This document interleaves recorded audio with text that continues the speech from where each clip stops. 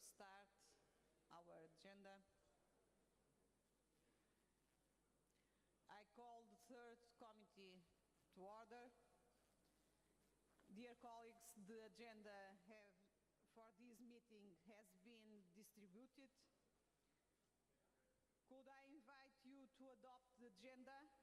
Are there any objections? Are there any objections to the adoption of the agenda? No? Very well. The agenda is adopted. We will now continue considering the supplementary items. We considered the first supplementary item yesterday, and now we are considering the second supplementary item in this committee is draft resolution on protection of cultural property in the OSCE area, sponsored by Mr. Guliev of Azerbaijan. Mr. Guliev, the floor is yours. Good morning, everyone. Dear Madam Chair, dear ladies and gentlemen, first of all, I'd like to thank to all of you who put his or her signature to my draft resolution and the supporting, and I really appreciate the decision made by the Standing Committee to put the supplementary item to the agenda of the Third Committee.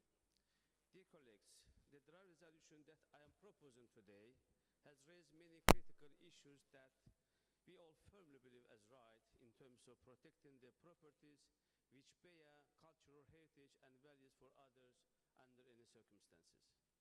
There are 18 paragraphs in the resolution. In the preamble, several references to many relevant charters, conventions, declarations, which are appropriate to these critical issues are made. The draft resolution requests the participating states to establish OSCE mechanism to prohibit and prevent any illicit export, transfer of ownership and alteration to cultural property within the conflict zones. To take all appropriate measures to provide effective criminal sanction against perpetrators and instigators involved in acts against cultural property that has great importance. As well as it emphasized that the participating state that intentionally destroys or fails to take appropriate measures to prohibit, prevent, and punish any deliberate destruction of cultural heritage of great importance bears the responsibility for such destruction. I consider this issue about security of cultural heritages. Thus, I am confident you will agree with me that it is indeed quite appropriate to raise this issue in this session. Needless to say, I am looking forward to your kind support to adopt this resolution. I sincerely call upon all of you to support this important resolution developed for all intents and purposes. Thank you very much. Thank you. The debate of this draft agenda is open. I would like to remind the speakers to keep their remarks as brief as possible and in any event no longer than 3 minutes. I'm waiting for some inscriptions. Do we have inscriptions to the general debate of this resolution? No? Very well. It's Mr. Quick from Greece. Thank you, Madam Chair. We will support this draft resolution, mainly because, as you know, Greece is suffering from the trafficking of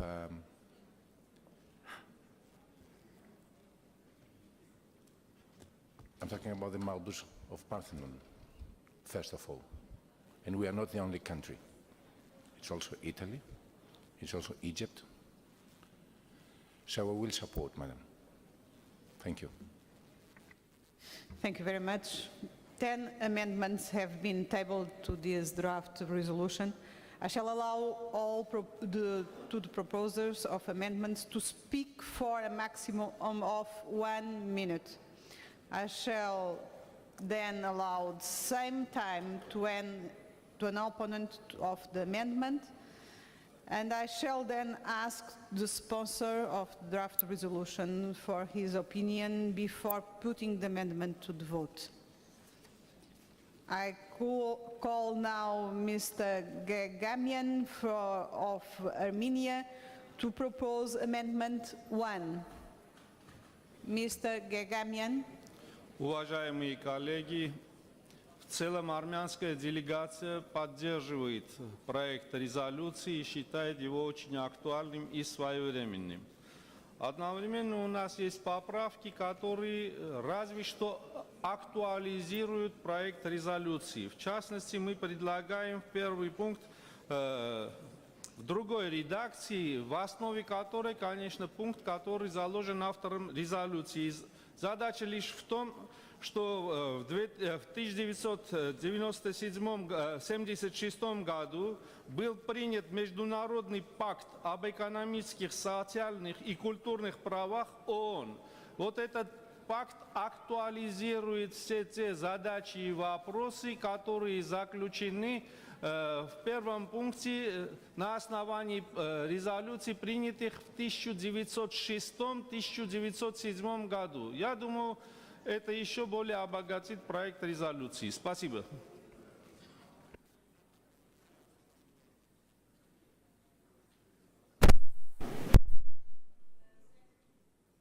Does anyone wish to speak against this amendment? No? Thank you. Mr. Guliev, your opinion? Thank you, Madam Chair. The UN Charter, as you know, encompasses and regulates all the important aspects of the protection of cultural property.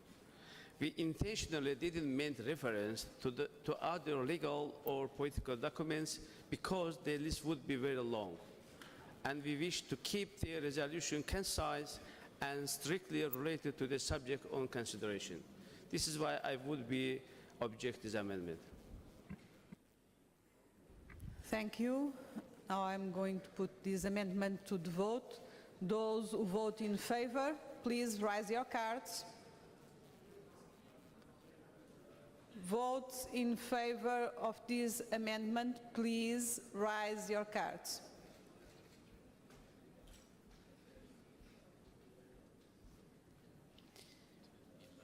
Okay.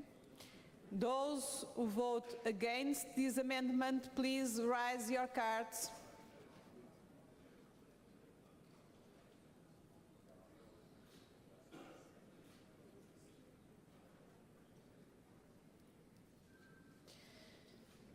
Abstentions?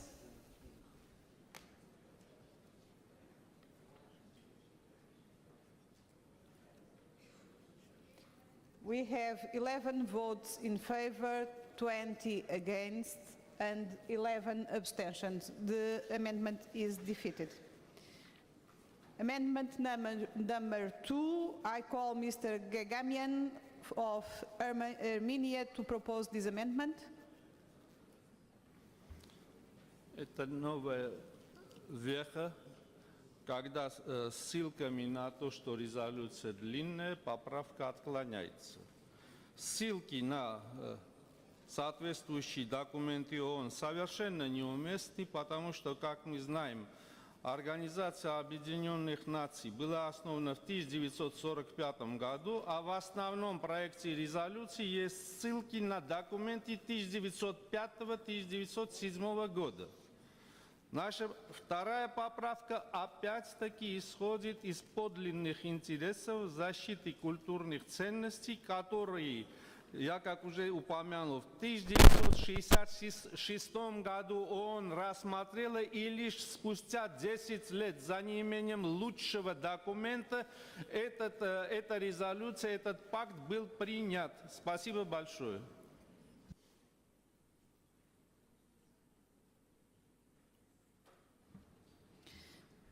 Thank you. Does anyone wish to speak against the amendment 2? Anyone? Mr. Guliev, the floor is yours to I'm express afraid your that I opinion. can't accept this amendment as well, because this resolution aims at consolidating support to protect cultural property and to provide effective criminal and administrative measures against the perpetrators and insiders. The scope of this resolution is intentionally very focused and addresses a request to establish a mechanism to protect the cultural values and property, especially in conflict situations. Introduction of new paragraph of the UN Covenant on Economic, Social and Cultural Rights, in our view, diverts the attention to the issue of exercise of human rights, which is important, but not a proper place for this resolution. This is why I am objecting this amendment. Thank you. I'm going to put this amendment to the vote. Those who vote in favor, votes in favor, please raise your cards. The room is very big and sometimes not very understandable your position. Please raise very well your cards today.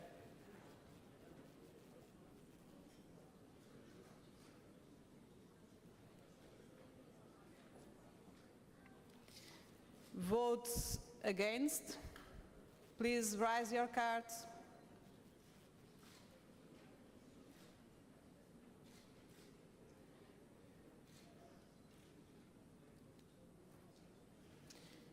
Abstentions?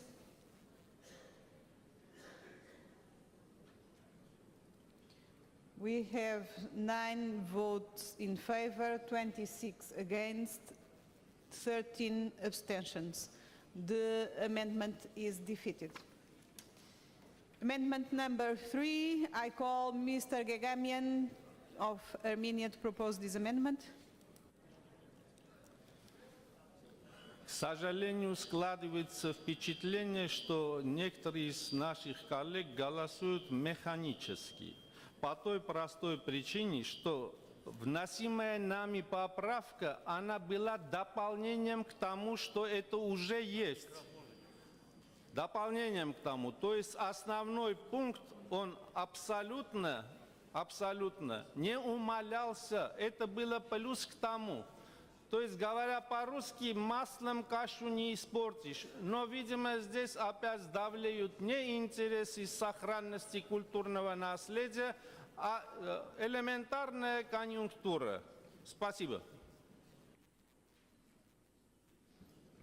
Thank you, Mr. Gagamian. Does anyone wish to speak against this amendment? No one? Mr. Guliev, the floor is yours. Thank you, Madam Chair. This time, I am supporting this amendment. Thank you. I'm putting this amendment to the vote, excuse me, but I can't resist. I'm putting this amendment to the vote. Please, those who vote in favor, raise your cards.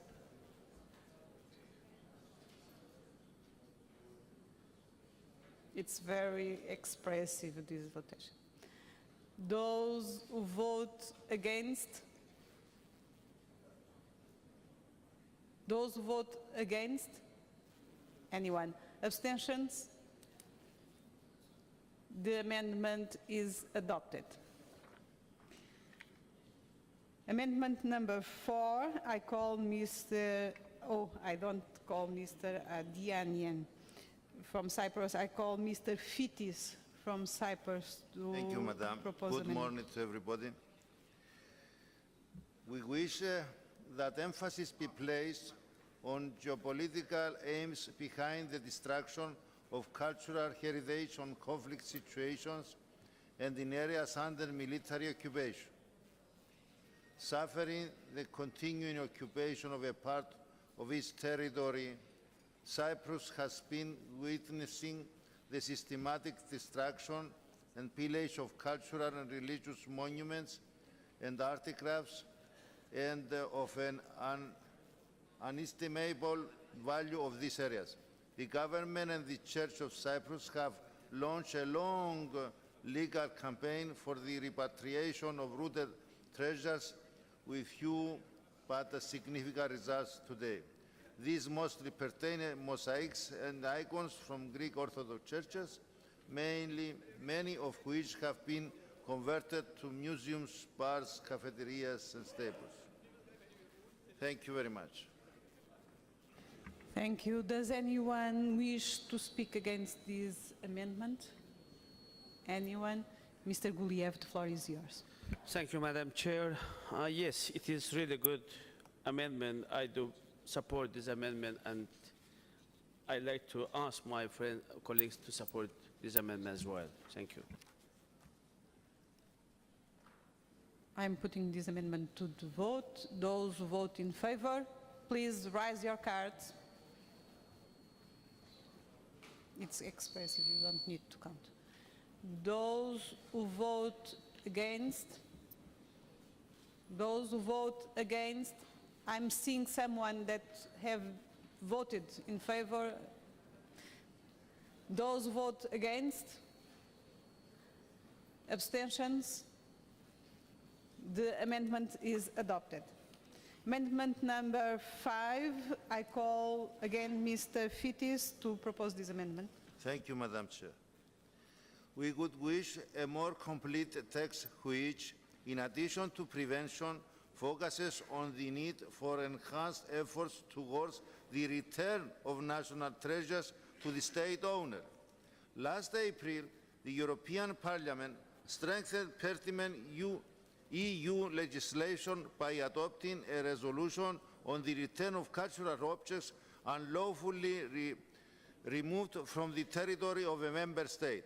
The resolution aimed at broadening the definition of national treasures and at facilitating or avoiding legal proceedings for their return whenever possible by means of enhanced information exchange and cooperation. It also aimed at harmonizing legislation among member states in terms of the possessor's due diligence and burden of proof regarding the legal origin of cultural object, as well as his compensation. Given that trafficking of cultural property now represents the third largest source of income for organized crime groups, the OSCE must strengthen efforts at all stages. Thank you, Madam. Does anyone want to speak against? No, Mr. Guliev, the floor is yours. Thank you, Madam Chair. Indeed, this amendment is enriching the resolution in general. This is why I'm very supportive to that. I accept. Thank you.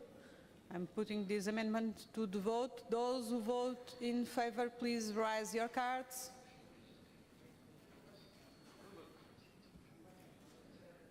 Those who vote against? Votes against? No one. One. Abstentions?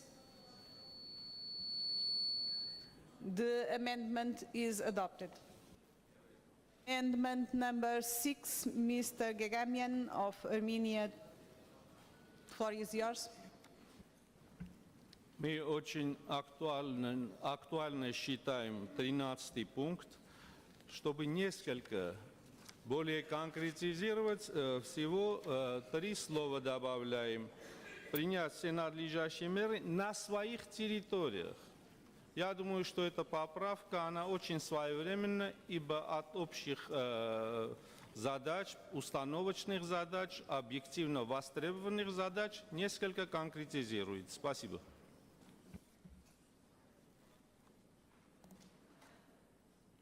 Does anyone wish to speak against? No? Mr. Guliev, the floor is yours. Thank you, Madam Chair. Amendment 6 introduces a responsibility on states to protect cultural heritage on their entire territories. This responsibility cannot be honored by states affected by conflict because their central legitimate authorities, due to occupation of part of their territories, are not in position to protect cultural heritage their own. According to the international law, it is a primary responsibility of occupying forces who exercise the control over the occupied territories to ensure the protection of cultural property. This is why I would prefer to reject this amendment. Thank you. I'm going to put this amendment to the vote. Those vote in favor?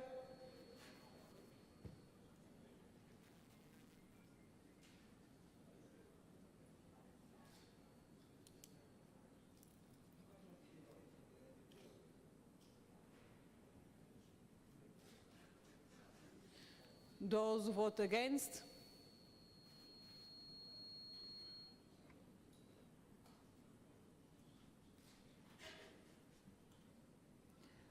Abstentions?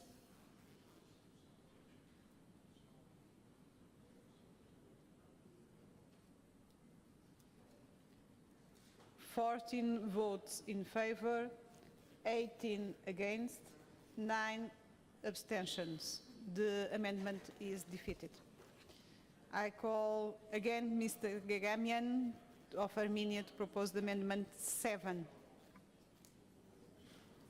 Уважаемые коллеги, опять, к сожалению, была допущена неточность. Наша предыдущая поправка оставила специально выражение, в том числе в случае оккупации. То есть возражения уважаемого господина Гулиева, они были беспочвенны, но, к сожалению, предпоследний день заседания никто не хочет вникать в суть написанного. Поэтому это очень закономерно. В этих условиях после пункта 13 добавляем следующий новый пункт. То есть пункт 13 остается, а добавляем то, что не может по существу иметь возражений. Спасибо.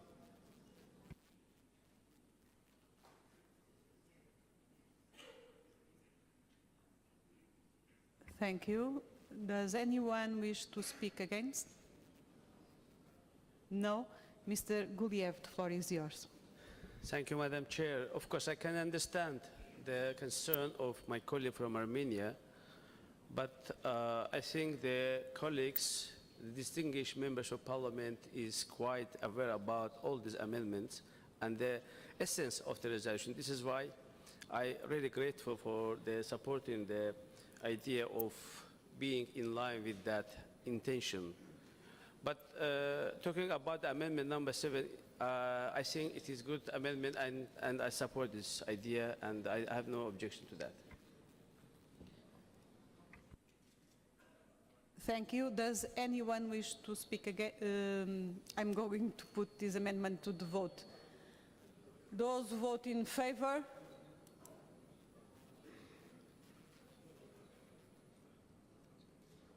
It's clear. Those who vote against? Abstentions? The amendment is adopted. Mr. Gugemian, you have the floor to propose amendment 8. Уважаемые коллеги, это поправка редакционного характера. Мы предлагаем формулировку «в частности со вторым протоколом» заменить формулировкой «включая второй протокол», потому что в столь важном документе не может быть частностей. Спасибо.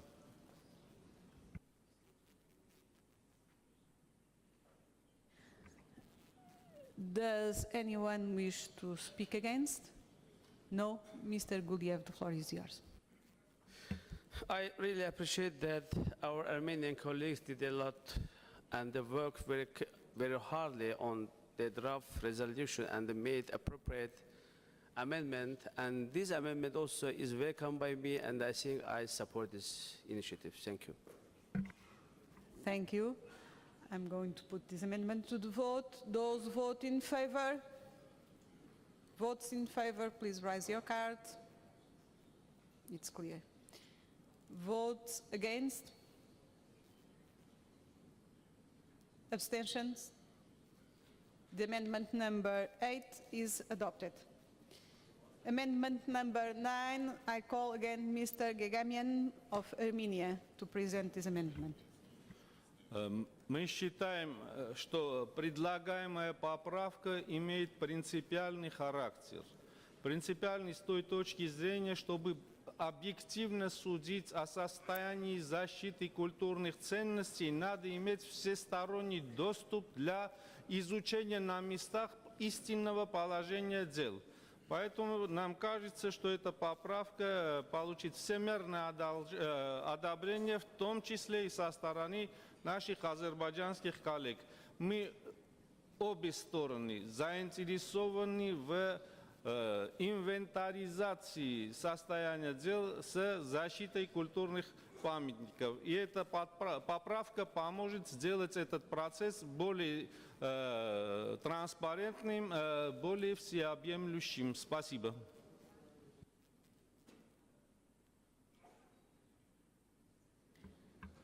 Does anyone wish to speak against? No one? Mr. Guliev, you have the floor. Thank you, Madam Chair. I have no objection to that amendment. Thank you.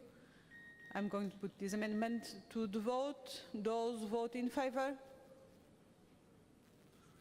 Please raise your cards. It's clear, you don't need to count. Those vote against?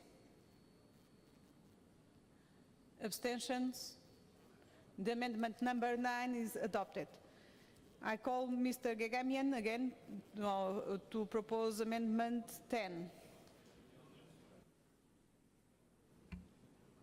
Уважаемые коллеги, я приношу свою благодарность за поддержку.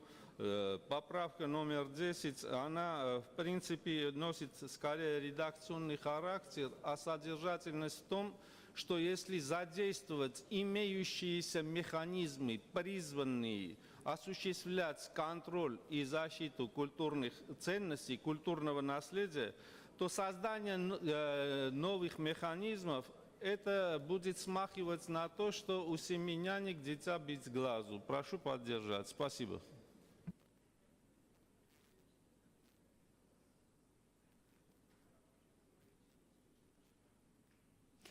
Does anyone wish to speak against? Anyone? Mr. Guliev, the floor is yours. Thank you, Madam Chair. The changes proposed to the paragraph 18 diminish the added value of the draft resolution, limiting its application to already functioning mechanisms of protection of cultural property. The reality shows that established mechanisms are ineffective, and this draft resolution explicitly requested the OEC participating states to establish an OEC mechanism to protect a cultural property. Cultural property is destroyed, especially in the occupied territories of OEC participating states. Establishing OEC mechanism would help to address failure of existing mechanisms and improve cooperation among the states towards the end. This is why, dear colleagues, I am objecting this amendment. Thank you. I'm putting this amendment number 10 to the vote. Please, those who vote in favor, raise your cards.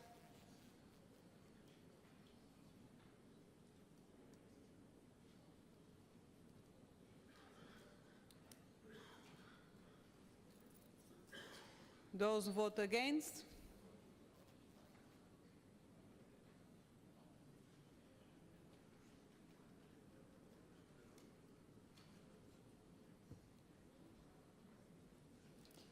Those abstentions?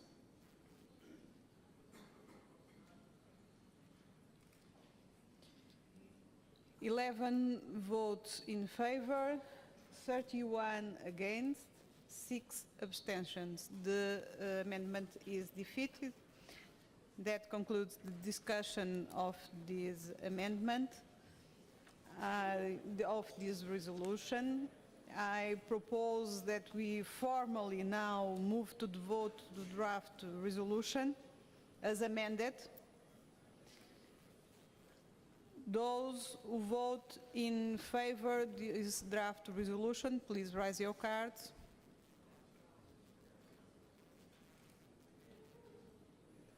It's clear. Those who vote against? Votes against? Abstentions?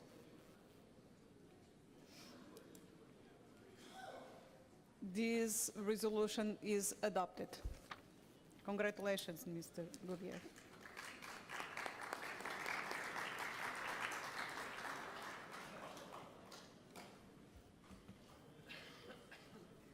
We will consider now the draft resolution on prevention and persecution of child sex trafficking, sponsored by Mr. Smith of United States. I call Mr. Smith to introduce this draft resolution. Madam Chair, thank you very much for that recognition and for the job you're doing as chair. Madam Chair, I think many of my colleagues, particularly those who have been here for many years, know that I have worked diligently on the issue of human trafficking. I offered the first trafficking resolution supplementary item back in 1999 at the St. Petersburg Parliamentary Assembly. And I'm the prime author of the Trafficking Victims Protection Act, which is the United States landmark law to combat human trafficking. So I would especially ask that you take a very, very serious look at this resolution, because I think it provides a tool to mitigate the horrific issue, the horrific abuse of children through sexual tourism. In 1994, a 7-year-old girl living in my constituency by the name of Megan Kanka was lured into the house across the street from her home. She was invited in by this man who said, "I want you to see my puppy." He had a little dog. He had been convicted twice of pedophilia. He not only raped Megan Kanka, he then brutally murdered her. It led to the enactment in all 50 states in the United States of what we call Megan's Law, a registry whereby convicted pedophiles must report to their police, and people then are made aware of this past activity as a way of potentially preventing future acts of assault. Child predators, as we all know, thrive on secrecy, a secrecy that allows them to commit these crimes with impunity and without any accountability. The International Labor Organization estimates that each year, 1.8 million children are victims of commercial sex exploitation around the world. Child sex tourism, which includes the travel of a person to a foreign destination to engage in commercial sexual activity with a child, is an egregious human rights abuse and an egregious form of human trafficking. Child sex tourists believe they can go across borders in secrecy with anonymity. They often have the financial ability to buy children as commodities and to offer bribes. And because of often lax or inadequate or complicit law enforcement, they get away with this exploitation. 2 weeks ago, the State Department issued its most recent report on trafficking, and it was a very, very serious and alarming number contained within that document. When it comes to sex trafficking across lines, particularly of children, 36 countries were countries of origin, including 16 participating OSCE states and 5 partner states. 53 countries, 5 participating states, and 3 partner states were countries of destination. We know the borders offer no inhibition to these people who want to abuse children.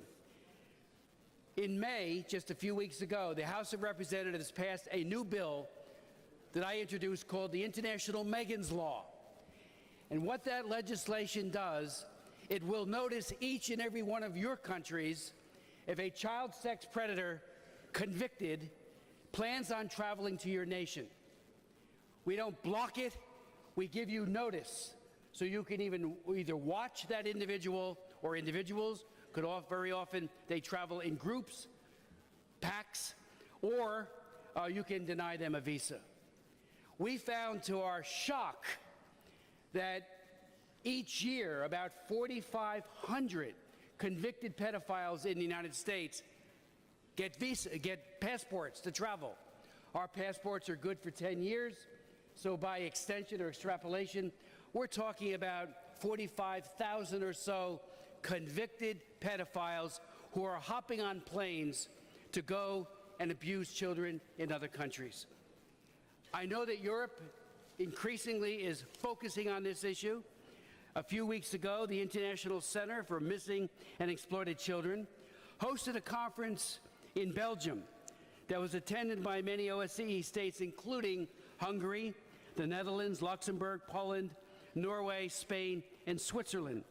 Interpol was there and other law enforcement agencies to discuss how we can better work together within our differing legal systems to achieve the goal of advance notification of sex offender travel. This resolution, and I hope you'll take it back, look at your laws, look at how well or poorly any of us, and that includes the United States, is ensuring that this travel at least is noticed to countries of destination so that these children can be protected. I thank you and I ask for support, but more importantly, I ask that you seriously consider a law, and we'll share our law with you. It's not law yet, it's a bill, and best practices need to go back and forth so that we all get on the same page, so the secrecy that allows these sex traffickers and predators to thrive will be lessened. Thank you. Thank you, Mr. Smith. I have 3 inscriptions to general debate of this resolution. I have one more from Belarus and United Kingdom. No more?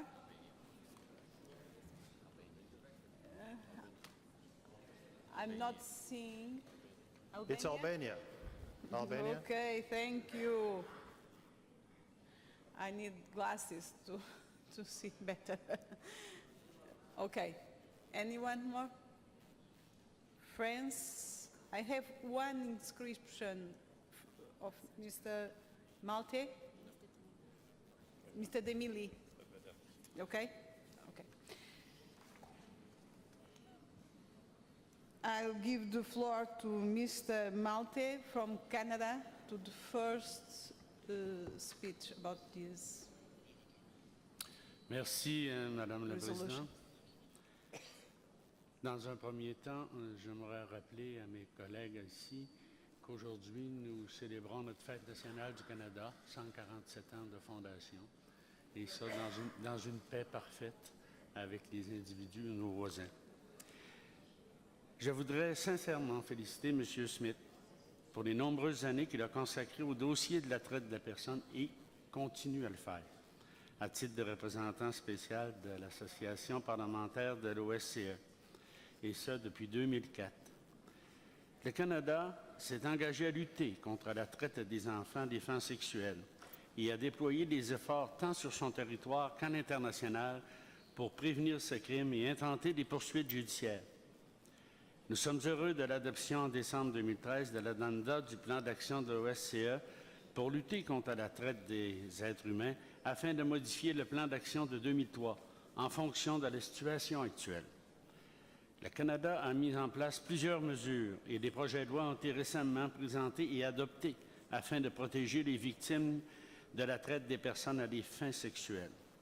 Selon le Code criminel du Canada, il est possible de poursuivre en justice des citoyens canadiens et des résidents permanents pour des crimes liés à la traite des personnes et des crimes sexuels visant des enfants commis à l'étranger. Des mesures sont également mises en place pour empêcher de traumatiser de nouveau les victimes au cours des procédures judiciaires. Les enfants peuvent être accompagnés d'une personne de soutien. Please conclude. Oui? Bon. Le projet de loi de la Charte canadienne des droits des victimes rendrait obligatoire l'imposition d'une interdiction de publication telle qu'il est demandé. Il s'agit d'un problème d'ordre international qui nécessite de la coordination des mesures concertées par les États. La résolution est un bon pas vers la collaboration. Je vous en prie de l'adopter. Thank you very much. Now, Mr. Demili from France.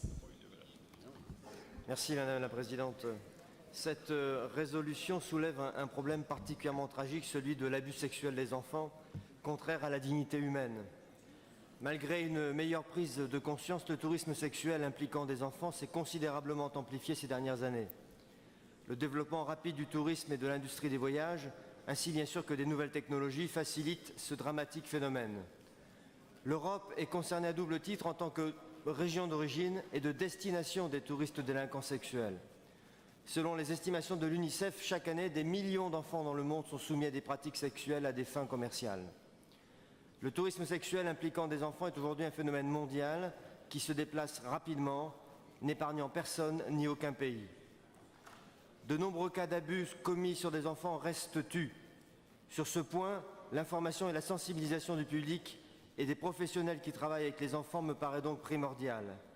Il faut briser la loi du silence en renforçant la confiance dans le système de protection de l'enfance grâce à des enquêtes rapides, effectives et adaptées à l'enfant.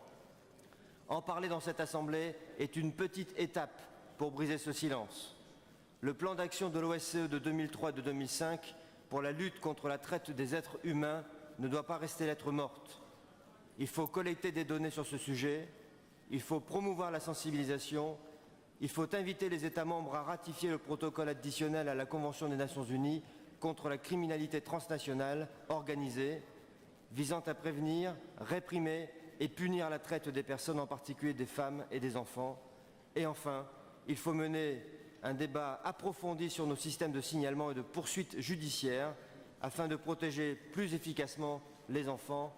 Tous ces défis doivent être relevés et comme mon collègue canadien, je remercie M. Smith de l'avoir rappelé dans cette résolution.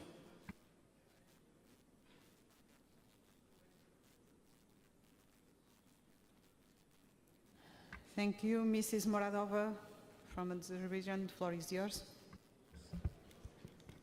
Təşəkkür edirəm, cənab sədr. Mən cənab Chris Smithə öz böyük təşəkkür və minnətdarlığımı bildirirəm ki, o bütün dünya üçün, bütün dünya ölkələri və xalqları üçün çox ciddi bir bəlaya çevrilmiş bu məsələni daim öz diqqətində saxlayır və onunla mübarizənin öncüllərindən biridir. Çox sağ olun, cənab Smith. Eyni zamanda mən qətnamədə vurğulanan bir çox məqamları və bütövlükdə qətnaməni dəstəklədiyimizi bəyan edirəm və bir çox məqamlara xüsusilə diqqət yetirilməsinin vacib olduğunu vurğulayıram. Əlbəttə ki, informasiya mübadiləsinin bu bəlaya qarşı mübarizədə çox böyük əhəmiyyəti vardır. Çünki bu cinayətlər müəllifin də söylədiyi kimi sərhəd tanımır. Sərhədlər onlar üçün çox şəffafdır. Və bu sərhədləri keçən cinayətlərin ardınca yox, onları önləyən qanunları, yəni bu sərhədləri ondan əvvəl keçməyə bacaran qanunları və mexanizmləri biz tapmalıyıq. Və bu mexanizmlər doğrudan da işlək bir mexanizmlər olmalıdır ki, bu kimi insanlar öz istədiklərini törədə bilməsinlər. Əlbəttə bildirişlərin olması xüsusilə vacibdir və mən bir beynəlxalq informasiya bankının bu istiqamətdə yaradılmasının tərəfdarıyam.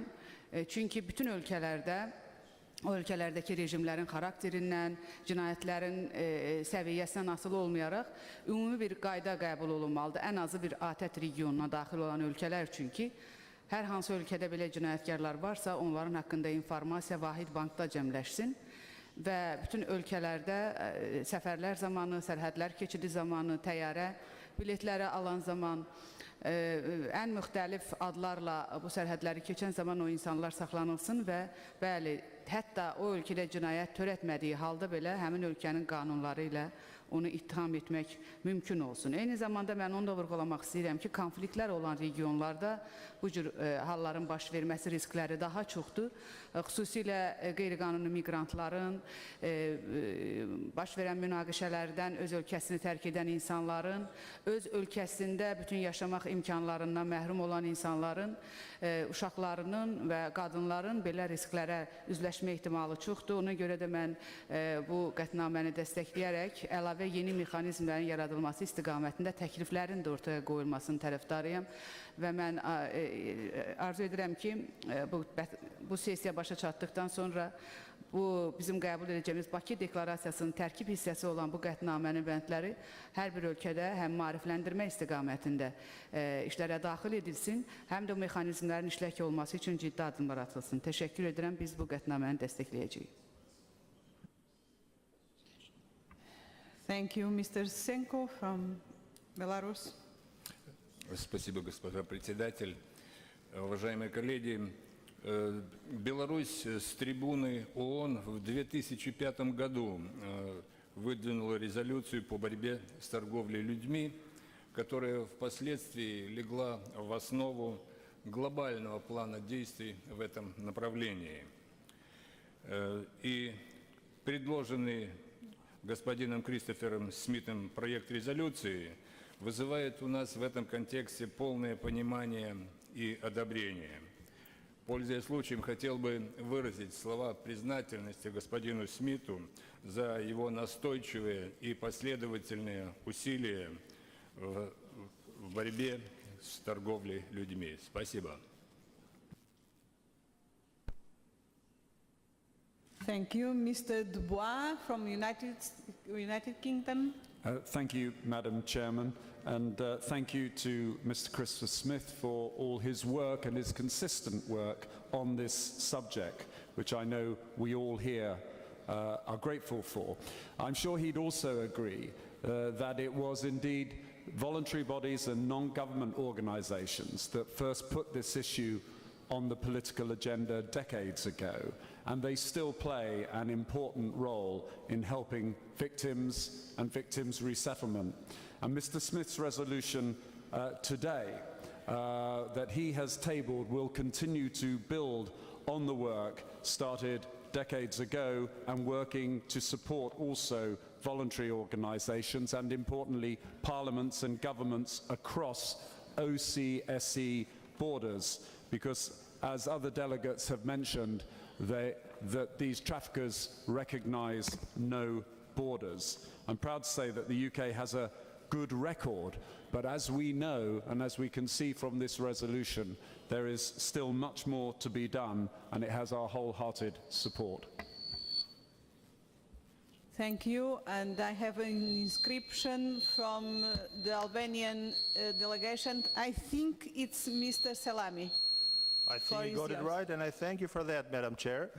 And let me join my thoughts and support for this resolution with the other colleagues. It's a very important, growing, serious problem over times that unfortunately hasn't been addressed by all countries, and there's a lot of room for it.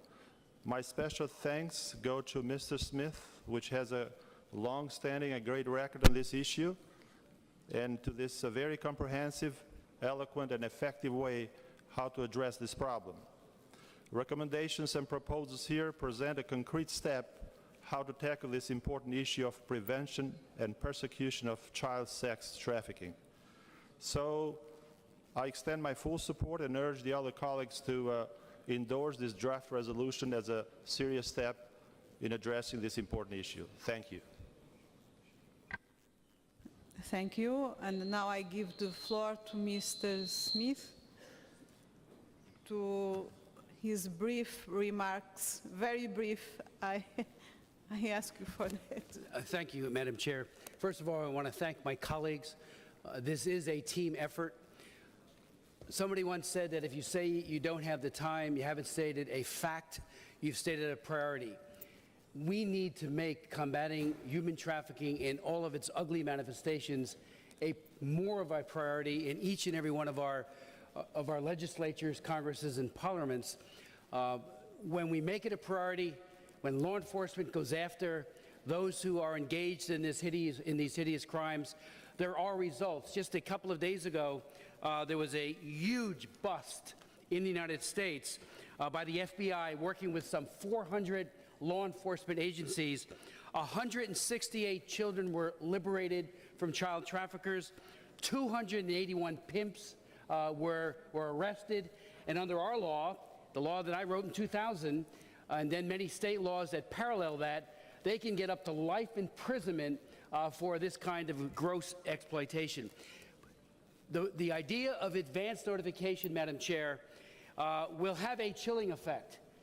If a convicted pedophile knows that he is going to be noticed, and I'll give you an idea where the idea actually came from. I met with a group of trafficking in persons experts from Thailand 7 years ago. And I said, if you knew that a convicted pedophile was coming to Bangkok from the United States, what would you do? They said there's no way he would get a visa, and if somehow he got in, we would watch him and watch him diligently. That was the beginning of this legislation. We need to have every country noticing each other. We need databases, whether they're public or not. Ours is public. You can go on the internet and find out where these people actually live. And contrary to a general myth, people thought there would be retaliation against individuals. That has not happened since the Megan's Law went into effect. But you don't have to make it public to notice each other. And the idea of all of us having those databases and saying somebody from the UK has come to the United States, let's be on alert for what they might do. And we all know the rate of recidivism, the rate of recommittal of these crimes is among the highest in all criminal work. The psychologists tell us that.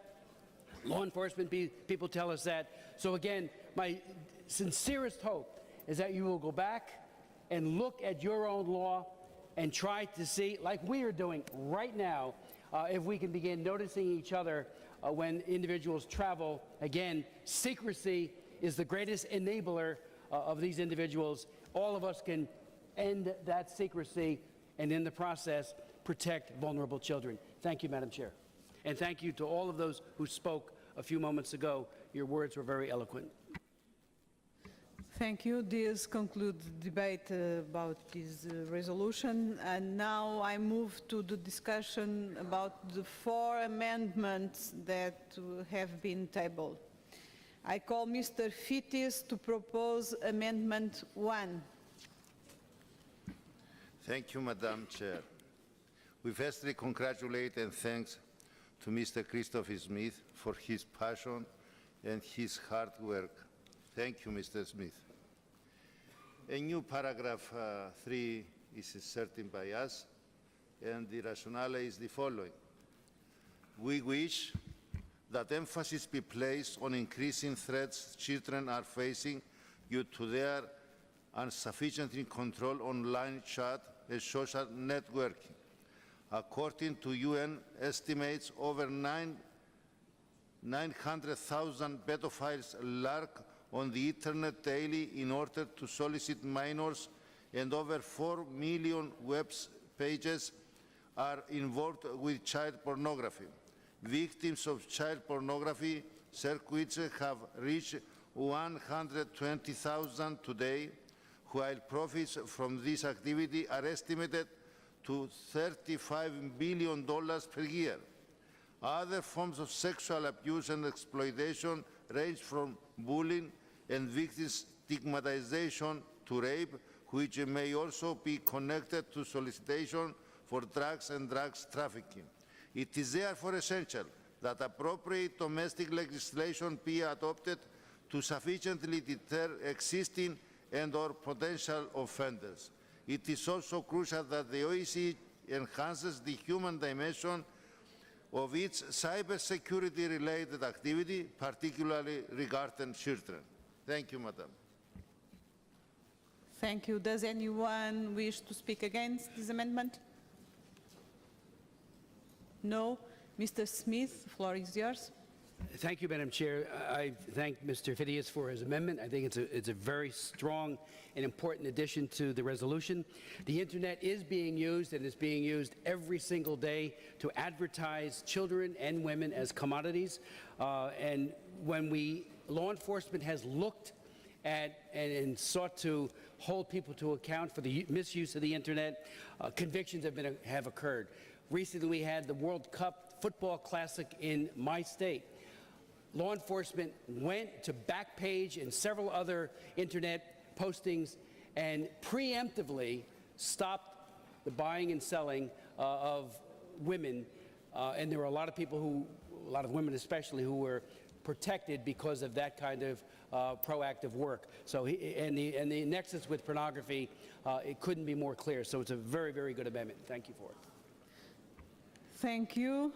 I'm going to put this amendment to the vote. Those vote in favor, please raise your cards. It's clear. Those vote against, abstentions,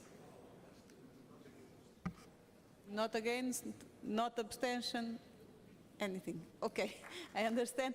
The amendment is adopted. Amendment number 2, Mr. Phidias, floor is yours. Thank you, Madam. It's a new paragraph as well.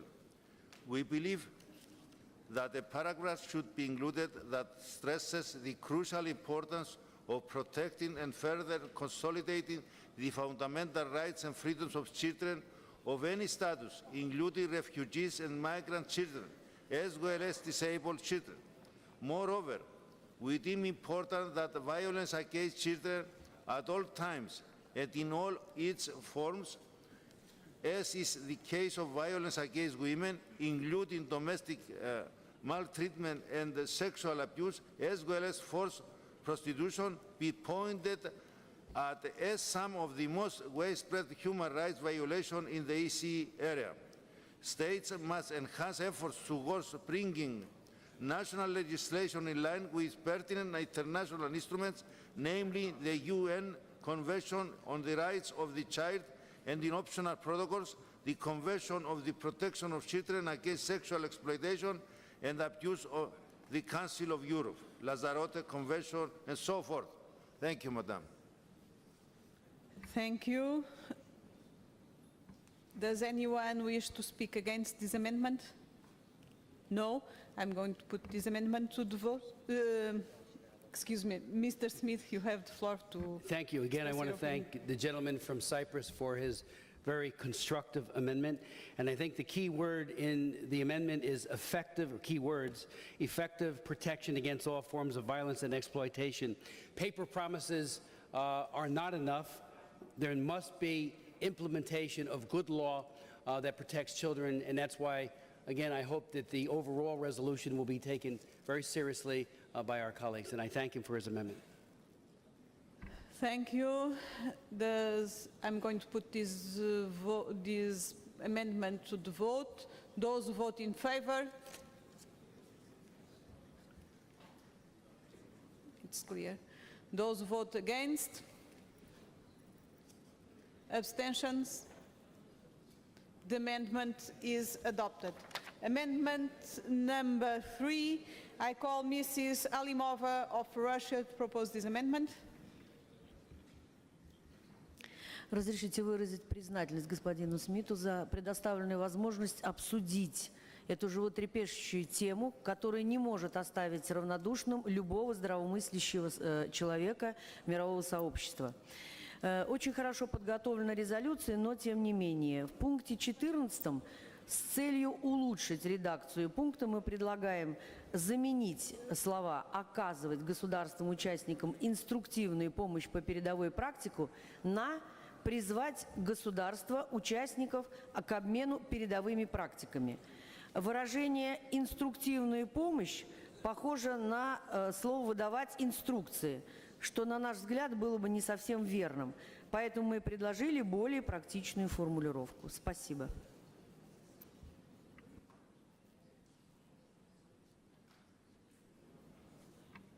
Thank you. Does anyone wish to speak against? No. Mr. Smith, the floor is yours. I support the amendment. I want to thank Ms. Alimova for the amendment. I want to just note that despite current tensions between ourselves and Russia and other nations in the OSCE and Russia, this has been and must continue to be an area of close collaboration. Modern-day slavery needs to be combated, and so many Russian women and young girls have been trafficked into the United States and elsewhere, and I can tell you that we have worked side by side. I have, especially with members of the Duma, on sharing, and I think it is a better word, best practices. I've worked with Ms. Alina, who helped write your law in Russia, who has done a wonderful job on that legislation. So again, this is an area where we can't let other issues diminish our cooperation in combating modern-day slavery. So it's a fine amendment. Thank you. I'm going to put this amendment to the vote. Those who vote in favor, please raise your cards. It's clear. Those who vote against? Abstentions? The amendment number 3 is adopted. Amendment number 4, I call again Mrs. Alimova of Russia to present this amendment. Мы предлагаем в поправке 17 после слов ОБСЕ могла бы оказывать содействие государствам-участникам добавить слово «по их просьбе». Считаем это необходимо подчеркнуть суверенное право государств обращаться к ОБСЕ за помощью в установлении межгосударственной координации. Благодарю.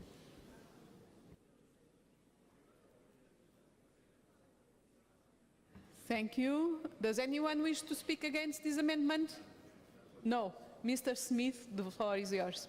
It is a clarified amendment. I support it. I would have thought the assumption was that only at the request of the host country.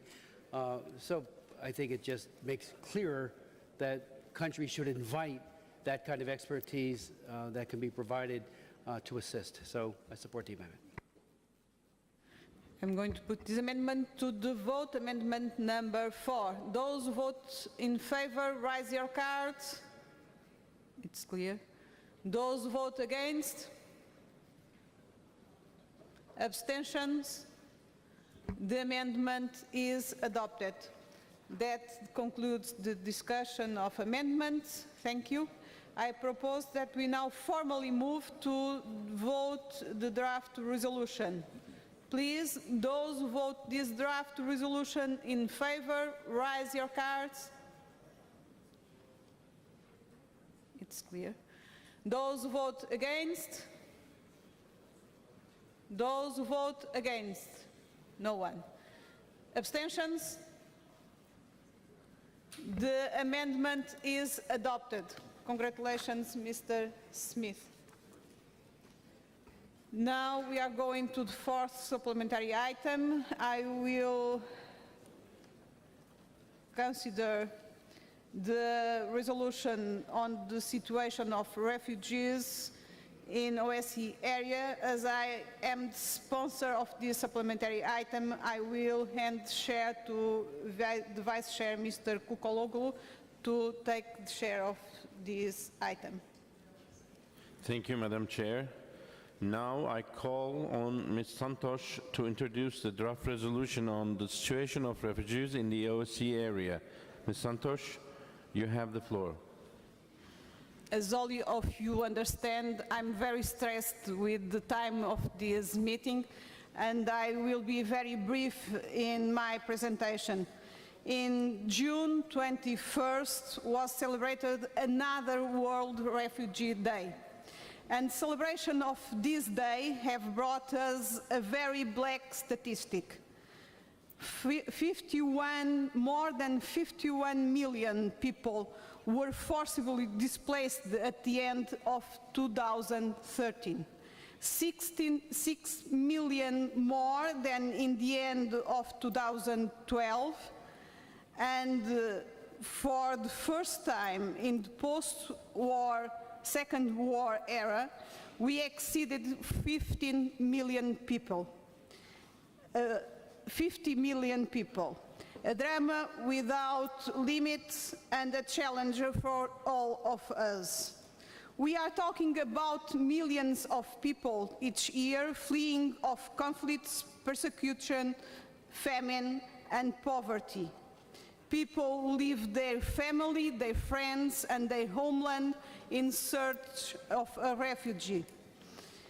Considering the recent tragic events that have revealed heightening drama suffered by those seeking asylum, and considering this is a problem that with different countries affects all of us in north, in south, in east, and in west, across OSCE area, this supplementary item draws the attention of the participating states for the need of political resolutions in order to develop a common policy of refugees. I don't like and I don't want to appeal to the emotions, but this item speaks of the possibility of life or death for thousands of human beings, the guarantee of dignity of human life or his negation. I'm aware of the obstacles created by the economic crisis, but I also have in mind that they always represent an opportunity to deepen dialogue and to sharpen the awareness that only together we are able to overcome difficulties. I agree with all amendments proposed till this moment, and considering some of the commitments of the participating states in the United Nations Charter, the Universal Declaration of Human Rights, the Convention relating to the status of refugee of 1951, and the Helsinki Final Act, and some resolutions of this Assembly, I hope see this resolution adopted. Thank you. Debate on the draft resolution is now open. I would like to remind speakers to keep their remarks as brief as possible, and in any event, no longer than 3 minutes. I have 3 requests. Now I call Mr. Demier from France. Please, Mr. Demier, floor is yours. Merci beaucoup. Madame la Présidente, mes chers collègues, au cours de la dernière décennie, le nombre de réfugiés, vous l'avez dit, dans le monde a doublé pour atteindre 50 millions de personnes. Les drames récents des naufrages de migrants africains cherchant à rallier les côtes européennes n'ont fait que confirmer l'urgence de la situation. Dans ce contexte, je remercie notre Présidente pour son projet de résolution et je partage avec elle la priorité qu'elle accorde à la question des réfugiés. Comme elle, je suis convaincu que le maître mot pour parvenir à résoudre la situation des réfugiés est bien celui de la coopération. Cette coopération doit d'abord se faire entre les pays d'arrivée et les pays d'origine des réfugiés. La France a dans ce domaine toujours joué un rôle pionnier, je pense notamment à l'aide au développement, et nous tentons de poursuivre nos efforts en ce sens, malgré, vous le savez, les difficultés budgétaires que nous rencontrons. Je suis persuadé que c'est naturellement par le développement des pays les plus en difficulté, économiquement et socialement, que nous mettrons fin à la souffrance psychique et physique des populations, souffrance qui les pousse à chercher refuge hors de leurs frontières.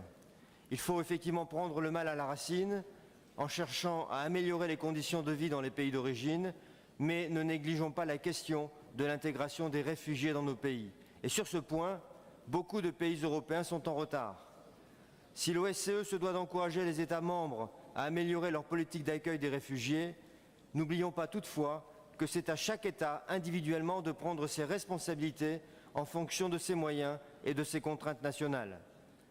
Pour prendre le cas français, un effort a été fait puisque notre budget pour l'asile s'élève à 526 millions d'euros en 2014, en légère augmentation cette année. Cependant, comme le disait l'ancien Premier ministre Michel Rocard, la France n'a pas vocation à accueillir toute la misère du monde. Et nous n'avons pu qu'accepter en 2013 que 25% des demandes d'asile que nous avons eu à traiter. Mes chers collègues, la situation est très alarmante et il est de notre devoir d'agir au plus vite. Je vous appelle donc à voter pour cette résolution comme signe de notre détermination à encourager les efforts de chacun et à favoriser la coopération entre nos différents pays. Thank you, Mr. Demier. Now I call Lord Dubs from United Kingdom. Please, Lord Dubs, the floor is yours. Thank you, Chair. I'm delighted with this draft resolution, and I congratulate the sponsor and the others for having put it forward. I want to make three very brief comments, but I should make it clear that I'm not in all respects in line with British government policy. In fact, in two respects, I differ from British government policy, something that doesn't often happen in OSCE debates, but I intend to do it. First of all, there's a reference to a more equitable sharing of the flow of refugees. We simply cannot let Italy and one or two of the other Mediterranean countries bear the responsibility and the rest of us say no. I think across all OSCE countries there should be a sharing of responsibility, and we should look to UNHCR to help us in working out how that can best be done. Secondly, there is a reference to giving refugees access to employment. There is, of course, a difficulty as regards asylum seekers before they get refugee status, and sometimes asylum seekers wait a long time for a decision to be reached. I think it is wrong that they should not be allowed to work unless they're given a very quick decision about their application for refugee status. I think it's wrong that asylum seekers should live in our countries unable to work, often living in situations of poverty. And therefore I would like to see, if there's no quick resolution of their claim, for them to have access to employment. Thirdly, I want to make a reference to human trafficking, and I very much welcome the comments made by Representative Smith earlier in the debate on child trafficking. But of course trafficking is also a matter of adults, not just of children, very serious too. And there's a reference here. I think it's important, one, to involve NGOs in all campaigns against child trafficking and alerting people to the dangers and helping women who have been trafficked on their return home. It is also important that if there is a hint of trafficking, that the authorities in a country do not regard the person who is being trafficked as an illegal immigrant, but treat that person as a victim of human trafficking. Otherwise, these situations don't come to light and we don't catch the perpetrators. So it's very important that in the spirit of international cooperation in dealing with human trafficking, that we make it clear that these people are victims and should never be regarded as illegal immigrants. Thank you. Thank you, Lord Dubs. Now I call Mrs. Muradova from Azerbaijan. Mrs. Muradova, the floor is yours, please. Təşəkkür edirəm, cənab sədr. Mən qətnəmənin sponsoruna öz təşəkkürümü bildirirəm ki, bütün dünya üçün çox ağrılı və vacib olan bir məsələyə çox belə diqqətlə yanaşıb və çox bu məsələnin bütün incəliklərini nəzərə almağa çalışıb və hesab edirəm ki, öhdəsindən də gəlib. Çox təəssüf ki, dünyada mövcud olan 51 milyon qaçqının 1 milyonu Azərbaycanın payına düşür və bu da konfliktin əziyyət çəkən insanların öz evinin eşiyini tərk etməsi nəticəsində baş vermişdir. Əlbəttə, bu illər ərzində bu insanlar çox böyük məhrumiyyətlərə düçar oldular. Həyatlarını itirdilər, əzizlərini itirdilər, ləyaqətləri alçaldı. Öz ölkələrində qaçqına və köçkünə çevrildilər. Əlbəttə ki, bunun psixoloji tərəfi bizə bəllidir ki, bu nə qədər ağırdır. Amma konkret nəticələri ortadadır və hesab edirəm ki, bizim bu illər ərzində əldə etdiyimiz təcrübə bu insanların onlar üçün layiqli həyat şəraitinin yaradılması, məskunlaşdırılması, cəmiyyətə inteqrasiya prosesinin həyata keçirilməsi, onların sosial problemlərinin həll edilməsi istiqamətində Azərbaycan hökumətinin çox ciddi və mütərəqqi təcrübəsi vardır. Və mən çox arzulayardım ki, dünyada elə bir şərait yaransın ki, belə mütərəqqi təcrübələrdən istifadə olunmasın. Amma biz bu dünyaya bugün nəzər salanda görürük ki, yox, getdikcə bu daha da aktivləşir və belə təcrübələrdən yararlanmaq ehtiyacı daha çox yaranır. O mənada mən diskriminasiya hallarına yol verilməməsini və qaçqınlara bütün dünya üzrə və köçkünlərə onların statusunun uyğunlaşdırılması və onlara yanaşmaların uyğunlaşdırılması ilə bağlı eyni mövqeyin sərgilənməsinin tərəfdarıyam. Çünki bəzi hallarda baş verən bu kataklizmlərdən baş götürüb qaçan insanlar doğrudan da yalnız bir neçə ölkəyə üz tutur və bu ölkənin özü üçün çox böyük yükə çevrilir. Bu təkcə o ölkəyə ağırlıq gətirmir, həm də bu insanların problemlərinin həlli üçün çox ciddi çətinliklər yaradır. Ona görə də biz birgə məsuliyyətin müəyyən olunması və bu ağırlığın ən azı ATƏT regionu ölkələri üçün bərabər sayda bölünməsinə çalışmalıyıq. Və Azərbaycan iqtisadi cəhətdən inkişaf etmiş ölkə olsa da 1 milyon, bugün onların sayı artıq 1 milyon 200 min olub. 1 milyon 200 min qaçqının problemlərini həll etmək çox böyük bir yükdür, ağır bir yükdür və biz onu hər gün hiss edirik. Amma bunu etməyə çalışırıq, bununla belə yenə də biz bu insanların heç 30%'nin problemlərini həll edə bilməmişik. Ona görə də bütün dünya üzrə əziyyət çəkən bu insanların ilk növbədə problemlərinə son qoymaq üçün konfliktlərə qarşı birgə səyləri ortaya qoymaq lazımdır. Konfliktləri önləməyə çalışmaq lazımdır. Biz bu proseslərin nəticəsi ilə yox, onun səbəbləri ilə mübarizə aparmalıyıq və mən hesab edirəm ki, bu istiqamətdə səylərimizi birləşdirməklə biz yeni mexanizmlər yarada bilərik və bu insanlara ləyaqətli həyat şəraiti təmin edə bilərik. Bir daha mən Azərbaycan tərəfinin bu qətnaməni dəstəkləyəcəyini bəyan edirəm və sponsora təşəkkürümü bildirirəm. Sağ olun.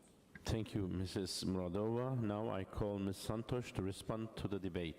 Please, Ms. Santosh, the floor is yours. Of course, we could have a big debate around this item. Of course, we could talk about dialogue, North-South dialogue, about sharing responsibilities, about the stress that we feel in some countries with the pressure of the refugees that are coming to us trying to have a refuge. Of course, we can talk about so many things, but we don't have more time. I thank to all of you your remarks, and I'm very happy to see. You don't have translation? Oh, okay. Okay, and of course we can talk about many things, and I thank to all of you, and I'm very happy because the majority of your remarks and your concerns are in the text of this resolution. I agree with all of you of what you have said. And your concerns are translated in the text of the resolution, and that is I think it's very good for me, and I'm very happy with that. I accept all the amendments that have been tabled till this moment, and I don't have anything more to say to you, but I promise to you to do all my best to promote a debate with time among us about this item, because it's a very, very important issue for all of us. Thank you, Ms. Santosh. That concludes the debate on the draft resolution. 3 amendments have been tabled to the draft resolution. I shall allow the proposers of amendments to speak for a maximum of 1 minute. I shall then allow the same time to an opponent of the amendment. I shall then ask the sponsor of the draft resolution for his opinion before putting the amendment to the vote. I call now Mr. Smith of the United States to propose Amendment 1. Mr. Smith, the floor is yours. Thank you very much for recognizing me. Let me just, in 2000, when we wrote the Trafficking Victims Protection Act, one of the most controversial, but now it has turned out to be one of the most effective provisions of that law, was the creation of what we call the T visa. It allows the women, and it's almost totally utilized by women who are escaping trafficking to find asylum in the United States. It also applies to their families because they very often, the traffickers retaliate against the family and hold them hostage, and we all know that, and that's how the organized criminal elements do it. There have been almost 2,000 T visas issued in the most recent year, 2013, and we also use what we call the U visa to provide that kind of asylum. And the second part of this is all about sheltering. I've been to shelters all over the world, many in the OSCE space, but most recently in Peru. 2 faith-based shelters where trafficked young girls in Lima, Peru, were 50 of them, were getting up to 2 years and plus that help, learning a job skill, being safe from the traffickers who want to re-traffic them, and the smiles on their faces told the whole story. They are in the process of healing. So sheltering for a time that is significant for the healing to occur is extremely important. Thank you, Mr. Smith. Does anyone wish to speak against Amendment 1? No? Okay, now I should ask Mrs. Santos' opinion, but she has already given her opinion. So now I shall put Amendment 1 to the vote. Will all those in favor of Amendment 1 please raise your voting cards high?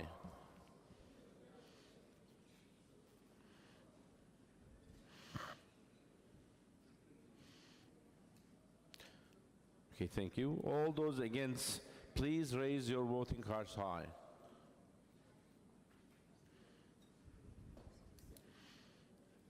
Are there any abstentions? Okay. Amendment 1 is adopted. Now I call Mr. Vardanyan of Armenia to propose Amendment 2. Mr. Vardanyan, please, floor is yours. Уважаемые коллеги, эта поправка, на наш взгляд, дополняет ту очень большую работу, которая проделана госпожой Сантуш и которая олицетворена в проекте резолюции. Обеспечение беспрепятственного международного гуманитарного доступа является стержневой основой для оказания гуманитарной помощи и для сотрудничества на ее основе всех заинтересованных организаций, в том числе и неправительственных организаций. Думаю, что поправка несколько дополнит, повторяю, очень нужную, очень важную работу, олицетворенную в проекте резолюции. Спасибо. Thank you, Mr. Gaganyan, on behalf of Mr. Vardanyan. Now I will ask you to, does anyone wish to speak against Amendment 2?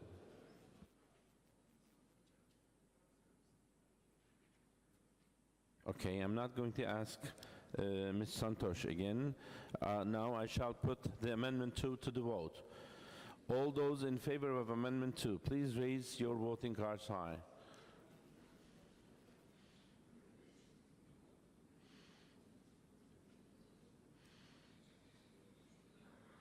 Okay, all those against, please raise your voting cards high. Are there any abstentions? Okay, Amendment 2 is adopted. Now I call Mr. Smith of the United States to propose Amendment 3. Please, Mr. Smith, the floor is yours. Thank you very much. This amendment, especially since I talked about sheltering previously and the T and U visas, focuses on the punishment of the crime. When we wrote the Trafficking Victims Protection Act, our legal system basically did a slap on the wrist, and prosecutors throughout the country did not prosecute those who committed these crimes in large measure because under prosecutorial discretion they went for other cases. We have now made up our law up to life imprisonment. Many of the sentences that are handed out are 15 and 20 years for human traffickers.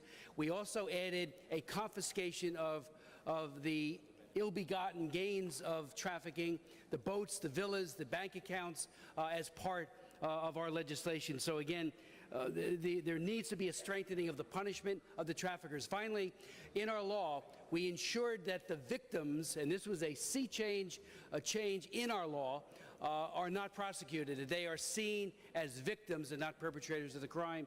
And that was a major change, and it has had a very positive impact on those who have been so victimized.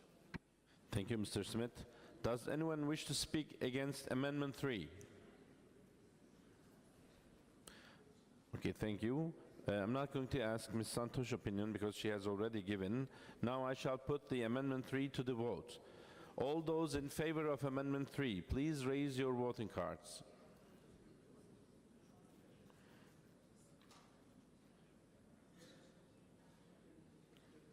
All those against, please raise your voting cards. Are there any abstentions? Amendment 3 is adopted. That concludes the discussion of amendments. Thank you. I propose that we now formally move to a vote on the draft resolution.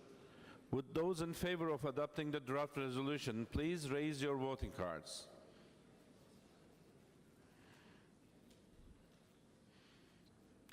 Would those against please raise your voting cards? Are there any abstentions? Thank you. The draft resolution is adopted. I will now hand the chair back to Ms. Santosh. Santosh, please. We have two more supplementary items.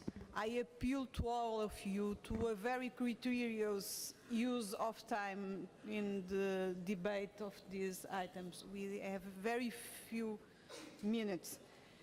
The fifth supplementary item we will consider is draft resolution on combating torture, sponsored by Mrs. Ergzig Obrist of Switzerland.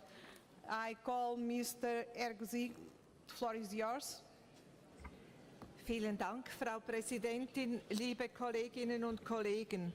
Das Verbot von Folter ist absolut nicht verhandelbar. So steht es in der Allgemeinen Erklärung der Menschenrechte und in der UNO-Antifolterkonvention.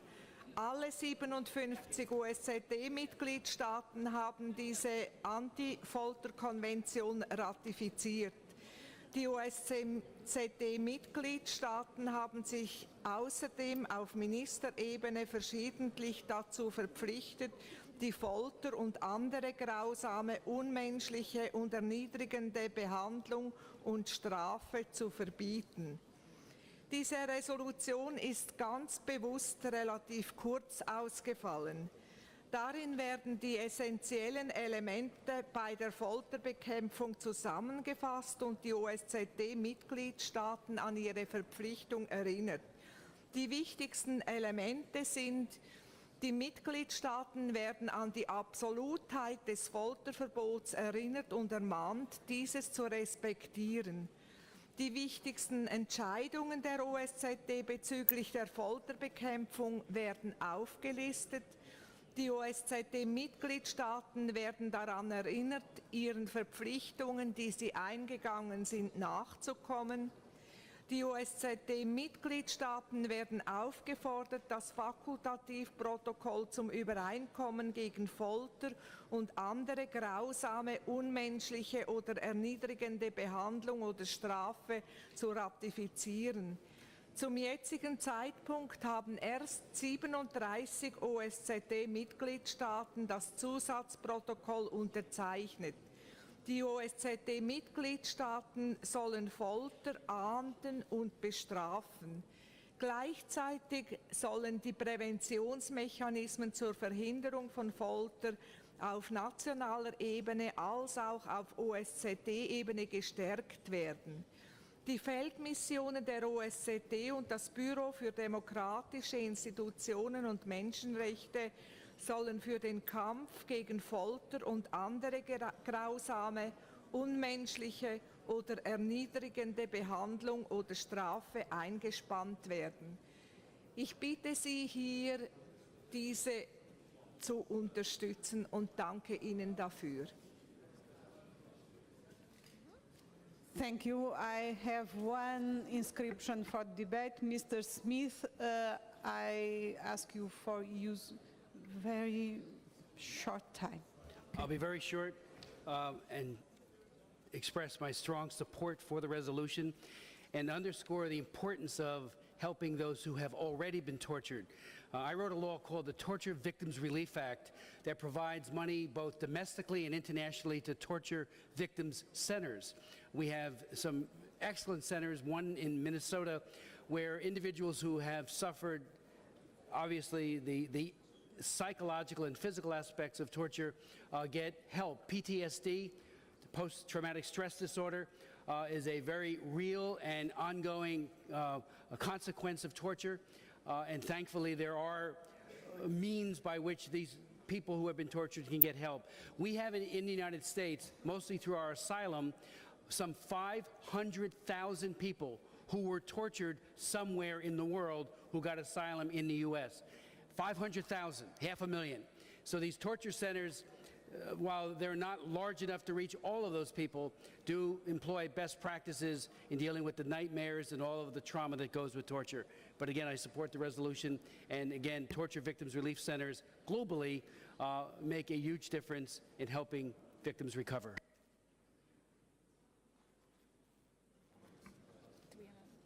I don't have any inscription. I don't know if Mrs. Herzig wants to speak again. I think not.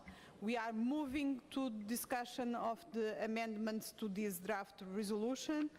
First amendment, I call Mr. Fittis to propose this amendment. Thank you, Madam Chair. This is a rephrase and complement of paragraph 7, and the rationale is the following. In connection with paragraph 8, we deem important that this paragraph also refers to incidents of torture which do not necessarily result from deprivation of liberty, but may be due to discrimination and or violence on the grounds of race, sex, religion, age, language, sexual orientation, ethnic background, and political or other beliefs. Thank you. Thank you. Does anyone wish to speak against? No. Mrs. Obrist. Vielen Dank, Frau Präsidentin. Ich bitte Sie, dieses Amendment abzulehnen, weil im Wortlaut dieser neuen Formulierung heißt es, dass verschiedene Staaten aufgerufen sind im Kampf gegen die Folter. Ich bin mir bewusst, dass die einen mehr, die anderen weniger tun müssen, aber ich möchte eigentlich am ursprünglichen Text festhalten, dass alle Staaten aufgerufen sind, im Kampf gegen die Folter ihr zu tun, dass nach den Worten auch Taten folgen müssen, für alle Staaten, nicht nur für verschiedene. Thank you. I'm going to put this amendment to the vote. Those who vote in favor, please raise your cards. It's clear. Those who vote against, abstentions, the amendment is defeated. I call now Mrs. Alimova of Russia to propose amendment 2. Насилие над личностью в любом проявлении недопустимо. Это насилие не только физическое, но и нравственное, моральное, психологическое, наносящее травму человеку на всю жизнь. Поэтому наша поправка в пункте 11, мы просим исключить слово «с этого момента». На наш взгляд, призыв к соблюдению запрета пыток с какого-либо момента, тем более, что не указано никаких дат, это ослабляет пункт. Мы считаем, что запрет пыток должен быть безусловным и постоянным. Спасибо.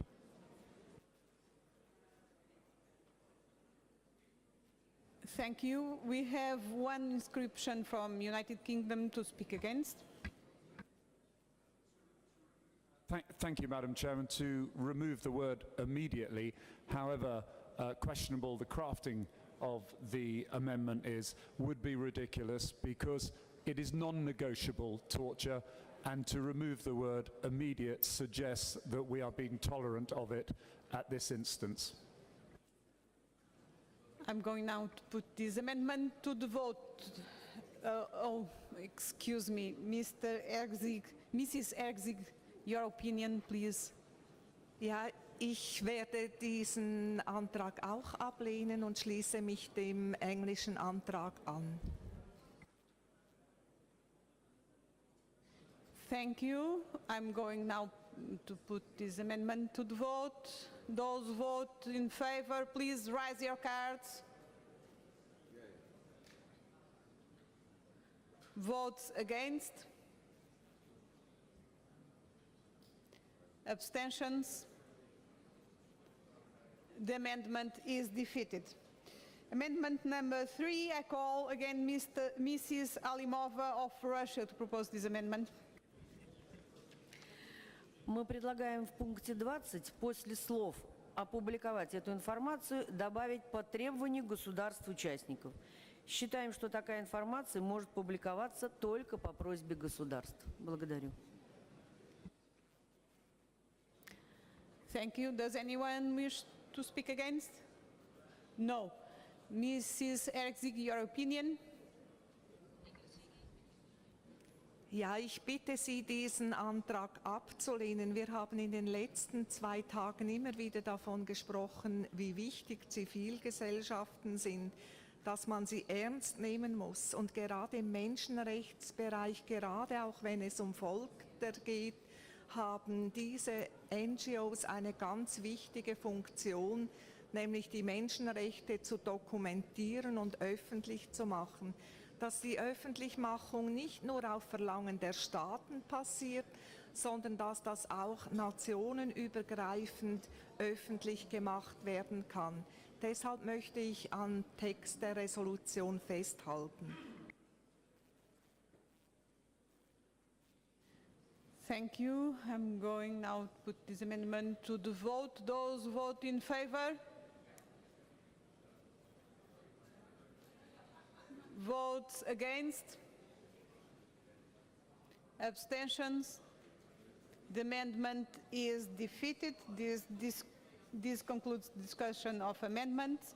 I propose now formally move to the vote of the draft resolution. Those who vote in favor, please raise your cards. Those who vote against? Abstentions? The resolution is adopted. Congratulations, Mrs. Erzig. Now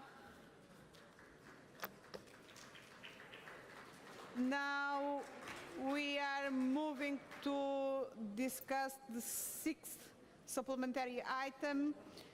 We'll consider draft resolution on democratic control of the public and security sector, sponsored by Mr. Batelli. Mr. Batelli, you have the floor to present the draft resolution. Thank you very much, Madam Chair. Dear colleagues, our constitutions have conferred to parliaments and their members as constitutional bodies the central responsibility of holding governments accountable. One of the worrying trends of our times is that this crucial role has become increasingly diluted. This is due largely to 2 factors. First, because parliaments do not invest sufficient efforts into effective oversight, and second, because governments have managed to create the impression, often with the assistance of decisions in international conferences, that other bodies are more legitimized actors for holding governments accountable than we are. In order to correct this, we must show our determination to exercise oversight where it is most needed. After all, democracy is a tool that first and foremost should limit the exercise of executive power to its minimum necessity. This is fundamental for the preservation of freedom and civil liberties. It is not meant as a sign of disrespect to the important work done by our security forces when we remind ourselves that armed forces and institutions with the right to use coercive measures have by extension the greatest potential to threaten our civil liberties if they are not properly and democratically controlled. One of the OSCE's achievements is that the Code of Conduct on Political Military Affairs, which is celebrating its 20th anniversary this year, states the fundamental importance of parliamentary oversight over the military. Unfortunately, in many participating states, the effectiveness of this oversight is, to phrase it politely, underdeveloped. This includes many traditional democracies and also the EU. At the same time, because of the continued trend towards alliance and coalition warfare, parliamentary prerogatives like the decision regarding the deployment of armed forces are under attack. Another worrying trend that the PA has already addressed in previous resolutions is the use of private security forces in all areas where the state has traditionally held the monopoly of force and coercive measures. The existing safeguards, which ensure that parliamentary control, the observance of human rights and the rules stipulated by the Code of Conduct are not undermined by private security forces, are insufficient. The third area of concern that the PA has highlighted numerous times, in particular in the 2006 Brussels Declaration, is the need to strengthen oversight over the intelligence services.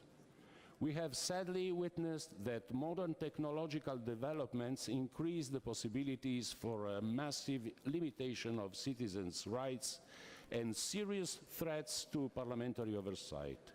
In addition, the fight against terrorism often, despite numerous calls for caution, sacrifices established protective mechanisms under the pretext of increasing the effectiveness of the fight against this scourge. By this, we risk endangering what we proclaim to protect. The resolution that I have proposed, and I thank those who supported it with their signatures, addresses these three areas and the related dangers and recent developments connected to them. As you can see from the quotes in the text of the proposal, much of this has been said before. But I think in the light of recent developments and in this year of the Code of Conduct's anniversary, it deserved to be reaffirmed. So I ask you kindly for your support, and thank you very much. Thank you, Mr. Batelli. I don't have any inscription to debate of this draft resolution. I don't have any amendment tabled. I have one inscription for debate. Yes? Russia wants to speak in the general debate of this draft resolution. The floor is yours. Глубоко уважаемая госпожа Сантуш, мы сегодня не полностью можем участвовать в дискуссии и поддержать проект резолюции. Мы благодарим Роберто Бателли за проект, тема которого нам представляется актуальной, но в этом проекте существует ряд положений, требующих более тщательной экспертной доработки. очень сожалеем, что в связи с этим сегодня мы не можем принять участие в дискуссии, поскольку и в представленном проекте пункты 9, 13, 14, 25, 26, 37 и 38 нуждаются в поправках и экспертной дискуссии. Поэтому в нынешних формулировках проект не позволяет нам объективно выразить свое мнение. Мы еще раз благодарим автора проекта и надеемся, что поправки бы существенно помогли бы в разъяснении некоторых вопросов и нашем участии в обсуждении проекта.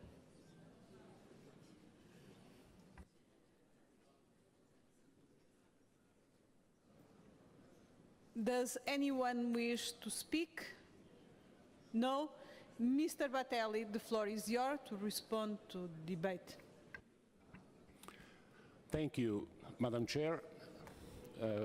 Well, yes, but this draft has been distributed a long time ago.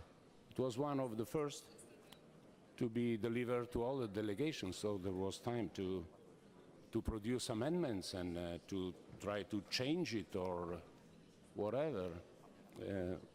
It is all in our democratic procedure. So I regret that there will be no vote from the delegation of the Russian Federation. I assume that since there were no amendments and also no request for the debate, I assume that everybody then agrees with the proposed text. So I consider this a good sign, and thank you very much. Thank you, Mr. Batelli. We don't have any amendments tabled. Now we are moving to the vote of this resolution. Please, those who vote in favor, raise your cards. Those who vote against, raise your cards. Those who vote against, raise your cards. Abstentions? The resolution is adopted. We now come to the election of the committee officers for 2015 annual session of the Assembly. Nominations closed at 9 a.m. The International Secretariat informs me that the following nominations have been received in the table office. For chair, myself, from Portugal. For vice chair, Mr. Şevki Kukoluglu, from Turkey. For rapporteur, Mrs. Gordana Čomić, from Serbia. As the position of chair is not contested, I declare the nomination for that position myself. Elected by acclamation in accordance with Rule 36. Likewise, as the position of Vice Chair is not contested, I declare the nominee of that position, for that position, Mr. Şevki Kukoluglu, elected by acclamation. Again, as the position of Rapporteur is not contested, I declare the nominee for that position, Mrs. Gordana Čomić, from Serbia, elected by acclamation. Thanks to all of you, my dear colleagues. Before close the meeting, I want to thank to Kukoluglu and to Gordana for their cooperation, and I want to thank to Andreas, to Joanna, to Astrid, and to all the staff, and to a person who is not working with us at this moment, Anna Chernova, who was a very good help for me in the long of this year. Thank you to all of you, and I wish to all of you a very fruitful work in the year that we are starting now. Thank you.